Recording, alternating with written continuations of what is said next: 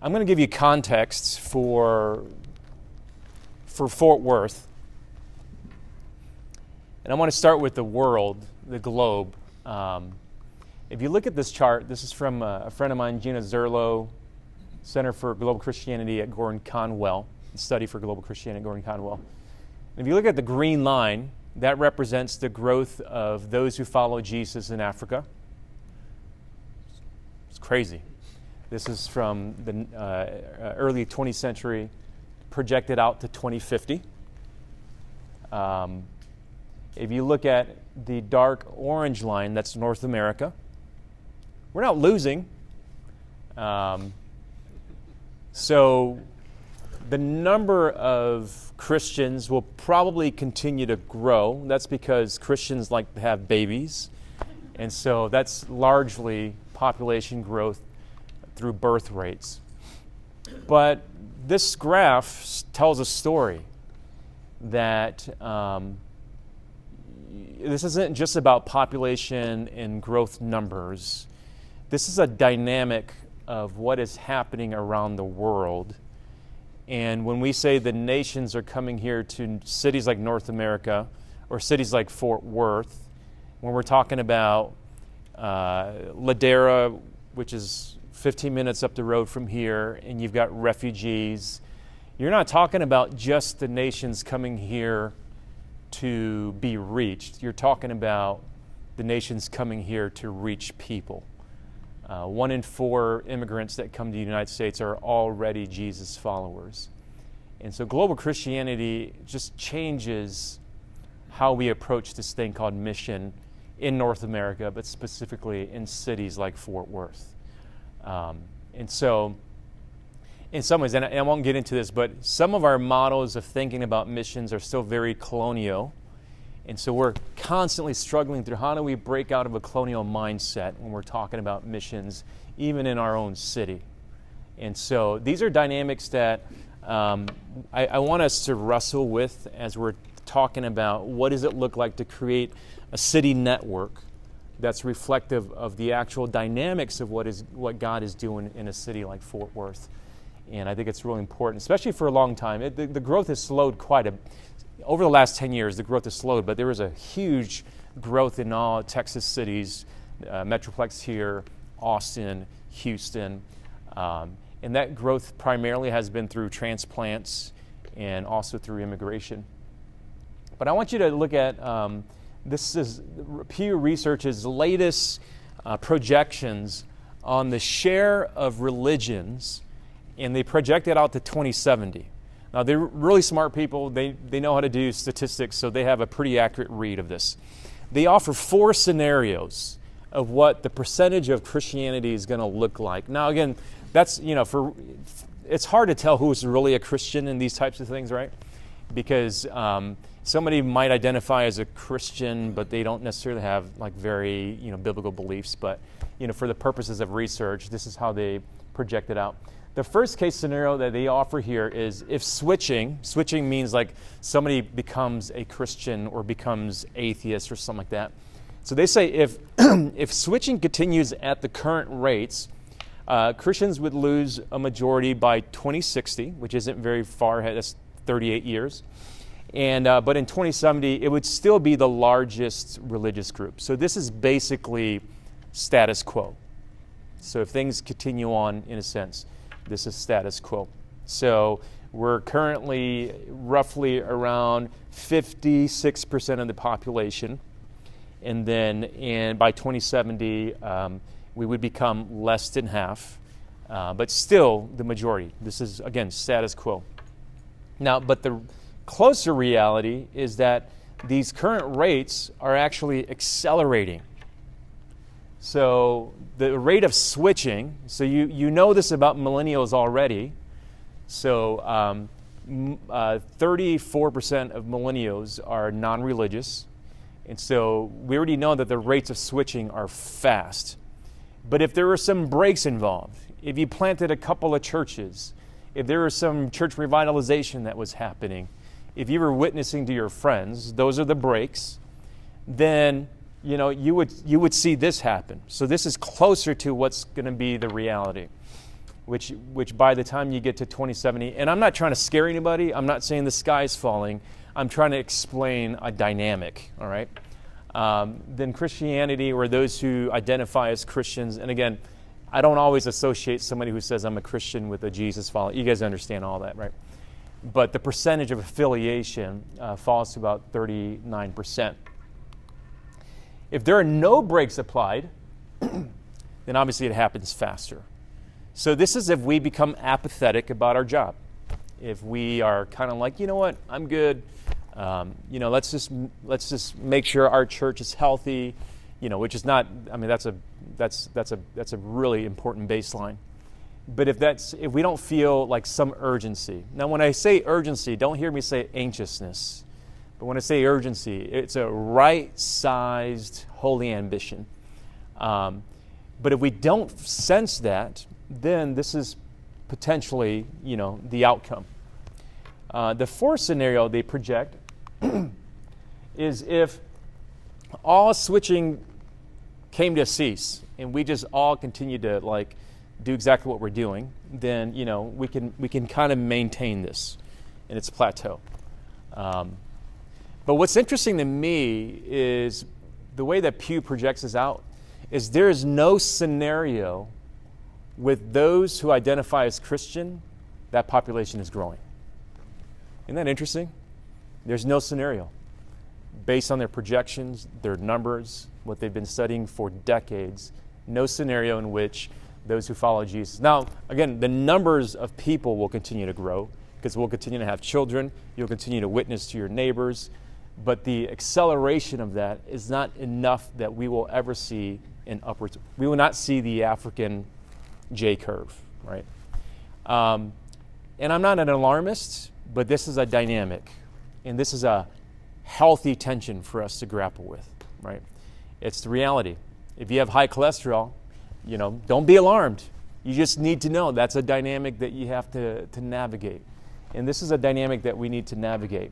If you look at the top largest cities in North America, Dallas being the, I think Dallas is now fifth or sixth. There's roughly 6.5 million now, I think, in the Metroplex. These are 2010 numbers, and the reason why I don't have 2020 numbers is because the ARDA, who actually counts the numbers of churches, they haven't put out their 2020 numbers yet. But this is a chart to show you the church to population ratio, right? So if you look at the very bottom part right here, this is, again, 2010. Right now our population is more closer to 327 million. But there's about one church to every 1,000 people in the U.S. And so that's just the baseline, right? So if you were to, this is the Protestant population, so that includes evangelicals and mainline. If you were just looking at evangelicals, which tends to encompass most of us in this room here, there is one church to every 1,400 people here in Dallas-Fort Worth, which basically means you aren't doing too bad based on the U.S. standard, okay? But if you compare that to New York City, right, it's almost like one church to every 5,000 people. Any idea what the most church city in the United States is? Anybody know? Nashville. One church to every 600 people. So this is not a reason for you all to say, hey, we're doing good here in the Metroplex. We don't need to plant churches anymore. That's, I'm hoping it actually has the opposite effect. That there is a sense in which, and I understand that not all churches are created equal. Like just because there's a lot of churches doesn't mean there's a lot of health, those kinds of things. But if you look at the Metroplex across the board, I mean, you all know this, you live here. I mean, the churches we're sitting in a pretty big building. Like the youth room here is better than any kind of building that our church plant will ever have, probably for the entirety of our ministry.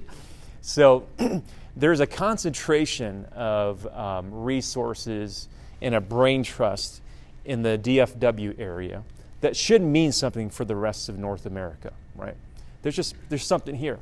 There's something that Plant Fort Worth that you all are cultivating, that it should mean something in the rest of North America as we're talking about mission, church planting, addressing this urgency.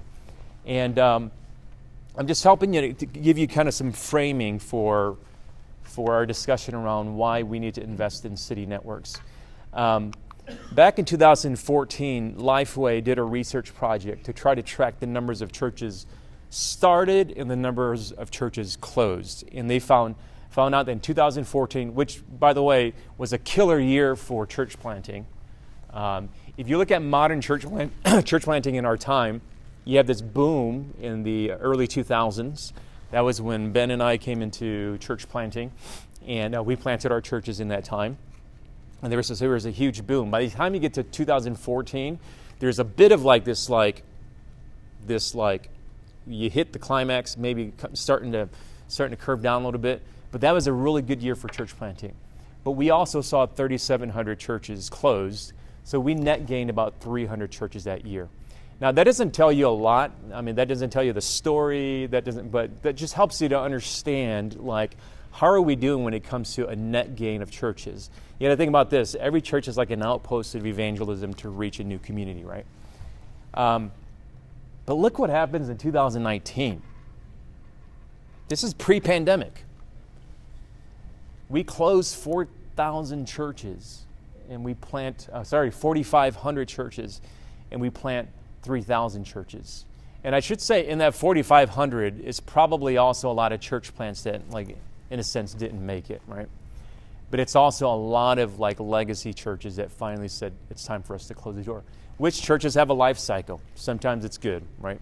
But I want you to get when it comes to the number of outposts that are being witnesses in new communities, what I want you to understand is that remember the status quo and the breaks and how are we doing?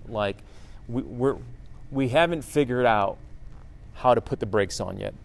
We're navigating this, and it's kind of deceiving in the Metroplex. I've lived here before. It's very different from Chicago, where I live right now, and it's very different from Toronto, where we planted churches. It's kind of deceiving in the Metroplex. I remember living here in the Metroplex, and this is when Gateway was kind of getting off the ground, and they were doing young adults gatherings, and 2,000 kids were showing up, and all that stuff, and so living there, I'm like, oh man, this is the Mecca of Christianity in North America. So it can be deceiving at times. But this is us trying to figure out how do we create breaks for this what feels like a downward spiral of and I don't want to say influence of Christians in North America, but what it is it's a gauge in which are we actually really discipling families and discipling neighborhoods and discipling our neighbors and discipling our coworkers. I mean, it really is the gauge for that bottom line activity. You might find this interesting. This is my friend Warren Bird. He put out some research on this year that we helped him put together. This is the growth rate of church plants by race, all right? So multiracial churches, so it's people who say, I want to plant a multi-ethnic church. Predominantly Asian churches, predominantly black, predominantly Hispanic, predominantly white churches. The day of their launch, quote unquote launch, when they started public services, look at the average size. Now here's, and that's not, it just goes to show we launch pretty small. Now, you got to understand, for 40 years, we were training church planters how to create awesome worship services to invite the community into it. And what Warren Bird's research is showing is that over the last 10 years, even though we use the language of launching large churches, which again may not land with everybody here. We're planting house churches, so we don't use that same language. But you realize that we're really not launching large churches, which is actually not a bad thing. It's not a terrible thing at all. But what it is that most of our training, or I would say a lot of our training, tends to be towards how do you help a young maverick leader start a vital worship service. And for the last 40 years, that's how we focused our training. And you're realizing that, that this is what it's currently yielding, and it's not a bad thing. It's just the reality of it. This chart is actually the most disturbing one to me, because when you look at the first year startup cost of churches by race, you have multi-ethnic churches that is funded the highest, And this is because most multi-ethnic churches adopt a suburban model of church where they do 2 or 3 staff. You know, you have the white guy, you have the black guy, and maybe the Hispanic guy. And then they launch what looks like a predominantly white church, and that's why the associated costs are similar. But if you look at the African American church, and this is 2022 research, the way that we plant churches has rode the backs of redlining, and we continue to build into redlining. If you go to an African American church planter in, whatever you want to call it, the inner city, if it's Haltom City or whatever part of Fort Worth, and you said to the African American church planter, hey, based on this, you don't need money to plant church. He wouldn't say to you, or she wouldn't say to you, yeah, that's right, we don't need money to plant churches here in the inner city. What they would say to you, it is hard to access money. So we need to ask ourselves the question, a city network like this needs to ask the question, how are we planting churches that continues to perpetuate the systems of, Jim Crow's gone, 1964, that was a long time ago.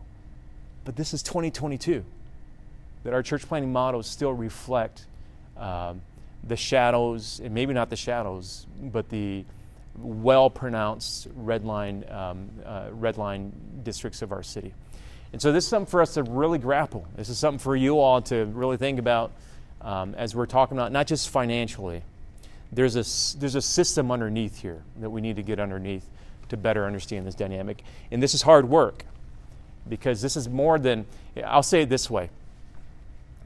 To fund equally is not the same thing as to fund equitably. And so if you want to get to equitable funding, you got to understand what's happening underneath the surface. And not everybody's going to be funded in the way that is going to yield the metrics that we're all getting to. So I can probably do 4 sessions on this, but obviously I'm not going to do that. Right? But I'm trying to help you get to some of the dynamics that you wrestle with in cities like Fort Worth. This slide is very interesting to me.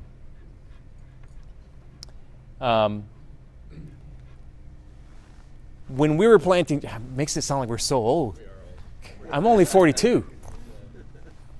When we were coming into the game, whatever, the median age church planter age was about 33. How old were you when you planted? 28. So he was an early achiever. I was 30 when we planted. So we skewed down the median age. As of last year, the median age church planter age is 42. There's something about the way we talk about church planting that is not landing with younger people. Younger millennials still kind of get it, but they're having to learn the language of Gen Xers. I had to learn the language. I'm a Zennial. I was born in 1979. I had to learn the language. What this is showing me is younger millennials and probably Gen Zers are not grasping the language. They're not grasping the mission, And this may not be disturbing if it kind of plateaued at 38, and it's kind of like 38's the ideal age. Don't plan until you're 38. You got some maturity. My question is that if we project this out to 2050, is the median age church planter going to be 50? And is that okay? Maybe that's okay. Maybe it's okay to be 50 and being a church planter. But what this signals to me is that the way that we talk about church planting, how we build the narrative of church planting in our cities, isn't registering with the next generation. It's another dynamic that you got to grapple with, the way that you talk about mission. Now this is my chart. This is a model that I use everywhere I go to help people understand the urgency of what we're faced with. On the left is 2010, one church to every 1,000 people. You see the population, the numbers of congregations. If you project that out to 2050, our population minimum, U.S. Census says minimum, is going to be about 400 million people. That means you need about 400,000 churches. You need a net gain at least 86,000 churches between that 40-year period. We need to net gain about 2,100 churches a year. Based on our best year in the last decade, we net gained 300 churches. In 2019, we were in a 1,500 deficit when it comes to church planting. Not trying to scare anybody, not saying the sky's falling, saying our brakes we need brakes, we need better brakes.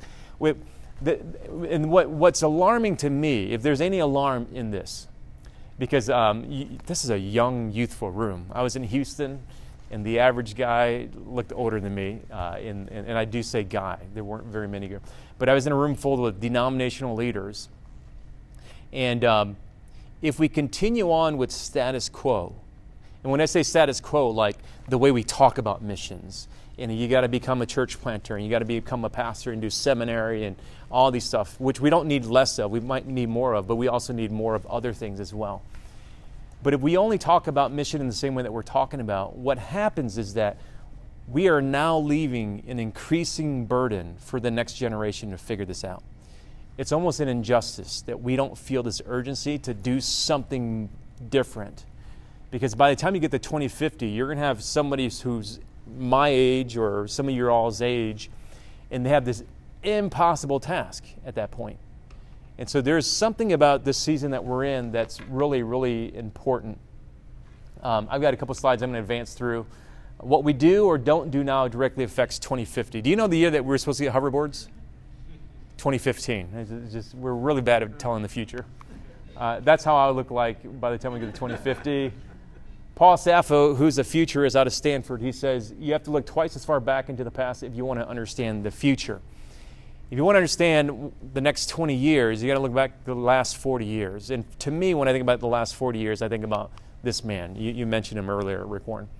And I had the joy and privilege of spending a day with him a few years ago, and just had 8 hours with him, which is an amazing time. He is a larger-than-life personality.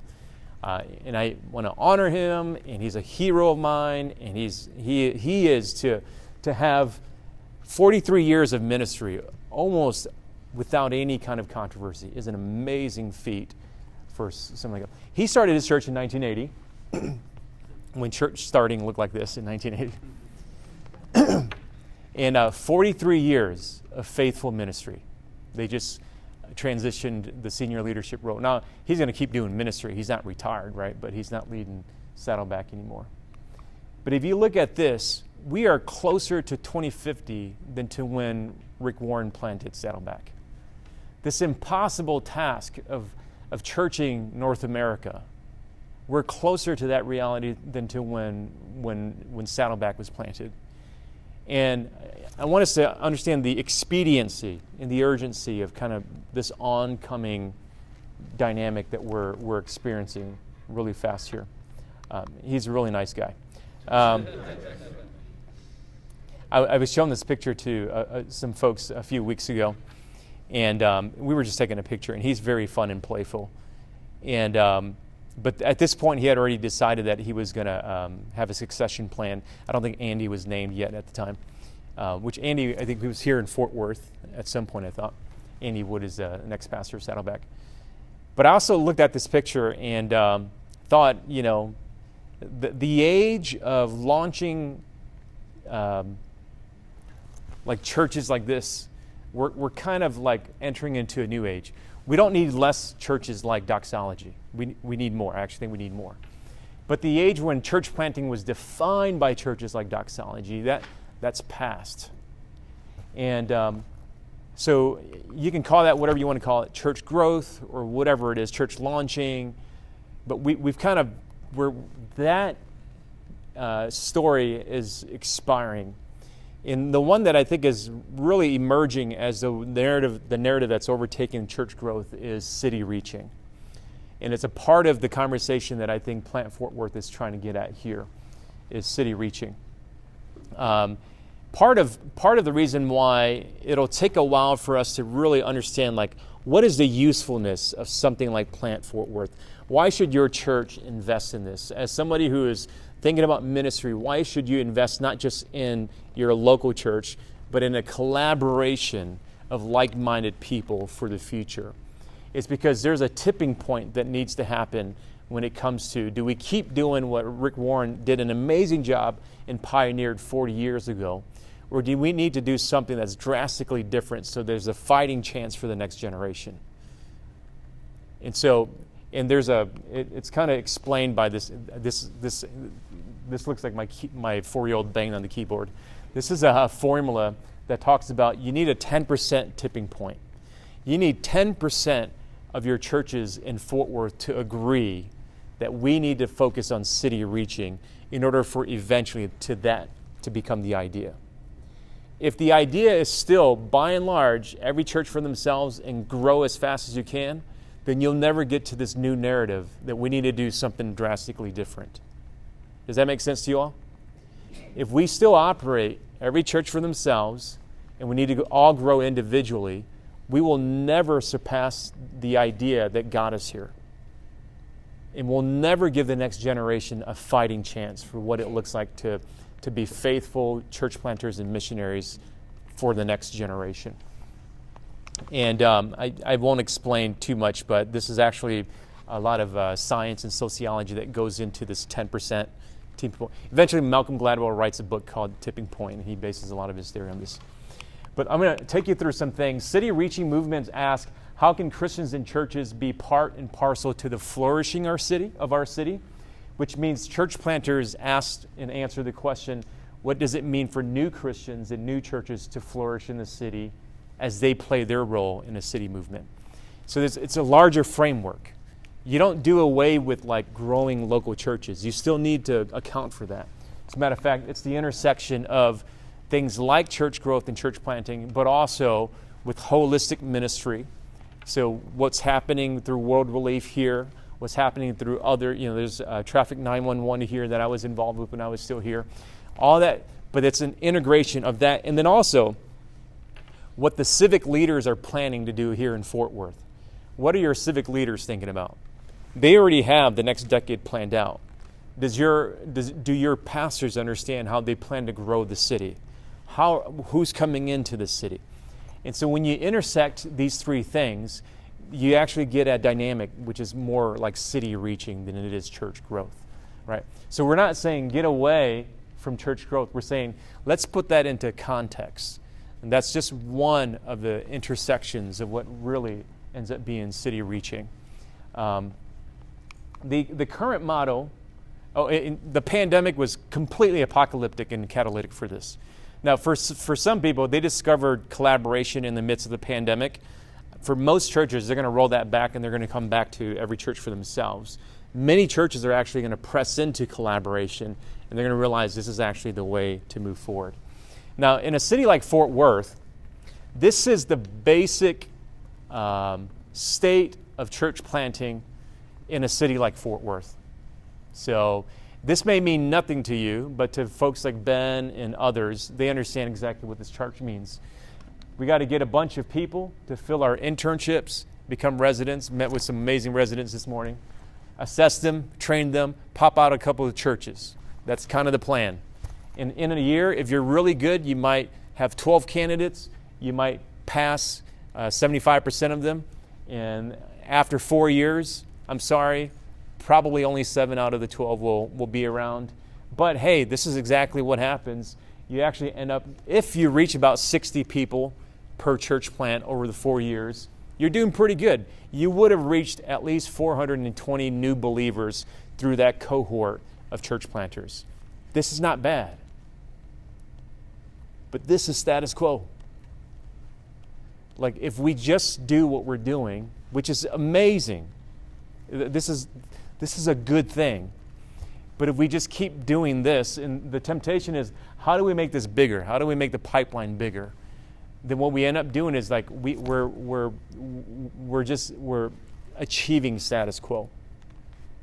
And cities like Chicago, Toronto, where we were in, this is a really good scorecard. I would say this is a B+ for a city. Cities like mine, Toronto, we're a C+.